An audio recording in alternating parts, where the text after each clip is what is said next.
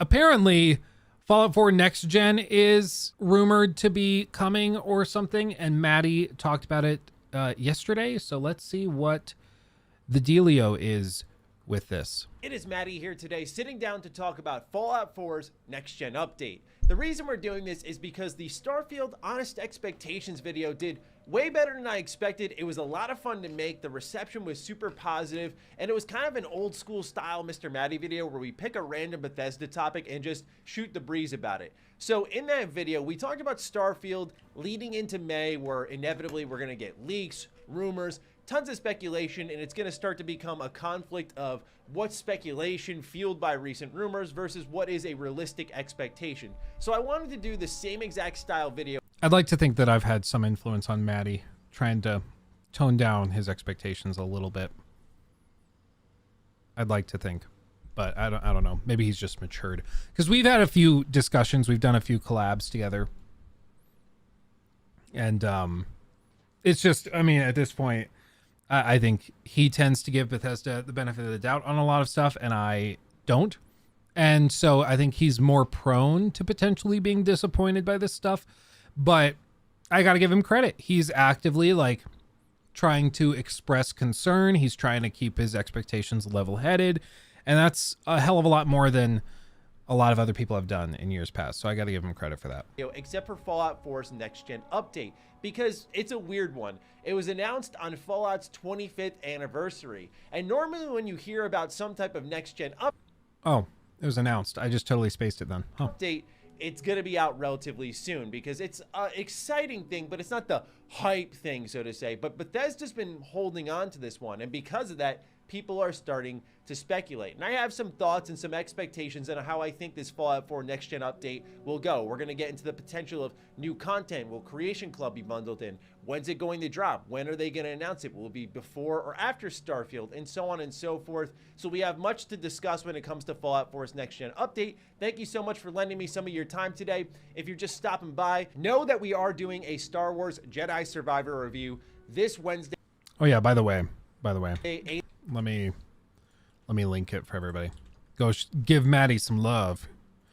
Give him your love. Pacific time, 11 a.m. Eastern time. Hopefully, I'll see you there. Excited to talk about that one, as it's one of the most anticipated games of the year. With that, let's begin our conversation for Fallout 4's Next Gen update. I think the big question I wanted to start off with is, why now? You see, Fallout 4 is a really weird game in the terms of next gen support, because it did get a Xbox One X update where it was able to run at 4K. I'm sorry, this is something that's always bugged me about Maddie stuff. Little grammar Nazi thing, okay? This is super stupid, I acknowledge that. When you use like the letter A in a sentence, and an in a sentence, they're articles. You use an when the next word starts with a vowel sound. So an apple, not a apple, right? Or a boat instead of an boat, right? Maddie constantly for like a decade, ever since I was like in high school watching him, he would do this. He constantly mixes them up, and he'll use like, whatever did he just say? Because it did get a Xbox. A Xbox. I get it. X is not a vowel, but Xbox is a vowel sound. So you're supposed to use an Xbox, not a Xbox. Drives me crazy. And he does it all the time, and he's done it for like a decade. It's always triggered the hell out of me. And I have to get it out there. Otherwise I'm going to be stewing, and I'm going to turn red, and you're going to be like, what's happening? Luke's having a heart attack. And it's just, it triggered me because it doesn't hit the ear right, which is why it exists as a random arbitrary rule in English, is that you go an Xbox, not a Xbox or a Apple. It doesn't work, you know? But you draw a line through your Z's, so it's a bit of hypocrisy. I do that. I do that. I do the engineer Z. I sure do. Xbox. I'm guilty of that. Sorry. Everybody learned something today, okay? English has a lot of exceptions though, like yo-yo. English is just one big exception. Most of English doesn't make any sense. The word bomb, B-U-M-B, compared to like C-O-M-B, it's like, okay, it's bomb. So that word would be calm. Nope, it's comb. Doesn't make any damn sense, does it? Yep, doesn't make any sense. Whatever. I've always added the line on my Z and my and my 7. Yeah, I do too. They're called engineer, at least what I was told is they're called like engineer 7s or engineer Zs, because in like very detailed work, you want to make sure that 7s look very different from 1s if you draw your 1 with a little line on it. So you try to distinguish them with a line through the middle. But it does trigger some people. It's funny. French is a language full of exception and it's a pain, but at least French sounds like romantic and sounds like you're speaking in cursive. How Sean Bean's name is pronounced. Exactly. I thought when I remember being like, what, it was 2004. I think I was 7 years old when National Treasure came out. We went to see National Treasure at the movie theater. And I remember seeing in the opening credits, his name, Sean Bean, on screen. And I remember turning to my mom, and I don't know why this is such a vivid memory for me, but I remember turning and being like, his name is Scene Bean?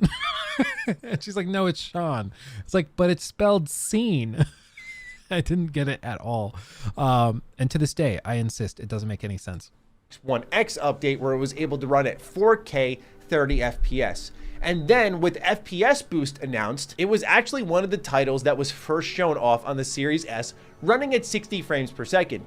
It wasn't until much later in May of 2021 that finally Fallout 4 was running at 60 frames on Xbox Series consoles thanks to FPS Boost. However, the trade-off here was that the visuals went down to 1080p, and so some fans were not too crazy about that, because Fallout 4, I think, is a vibrant game in its color palette, but it's not necessarily a looker across the board, and especially when you're knocking down them pixels, it's going to look a little bit worse, of course. You couple that with PlayStation not being in the mix, now Fallout 4, the best place to play it is on Xbox, and so I view this in a number of ways on why they're doing this. Number one, it is a popular enough game. It's sold millions and millions and millions and millions of copies. It is beloved no matter what some members of the Fallout community will tell you. People will put thousands of hours into this game. It's fun to mod. Console mod support is still great, where keeping it updated is in Bethesda's best interest. We've seen that with Skyrim as they continue to update that game, that these games just have long shelf lives, so it makes sense to just update it now, catch up the PlayStation fan base with what the Xbox fan base has. But also when you look at the 1080p image quality compared to what we can get now with Fallout 4 being 4K 60 on next-gen consoles with a proper next-gen update,